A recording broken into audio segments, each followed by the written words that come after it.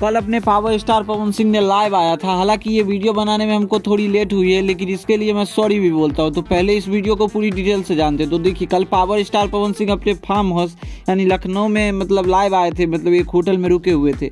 तो वहाँ पे प्रियांशु सिंह लाइव आया था और वो मतलब दिलचस्पी वाली बात बोले थे, हर एक बात कॉमेडी की तरह ले रहे थे। तभी कुछ ऐसा सीन हुआ, बोल रहा था कि देखा हाई पागले न हुआ, इतना समझे नहीं, तब वही ना समझेला, बीच बीच में बोल देला। बताओ भान चुत पागले ना। इतना कुछ हो जाने के बाद पावर स्टार पवन सिंह ने क्या बोला, आप पहले इस पूरा लाइव वीडियो को देखो, उसके बाद कुछ आप सभी बोलना। हम लोग लाइव हैं, तुम फोन पे बिजी हो। आप ही का फोन है? मेरे पास फोन है कि नहीं? आपके पास फोन आप ही कह रहा है। हम लाइव डिलीट कर देते। अरे नहीं, लाइव रहने दे, डिलीट कर।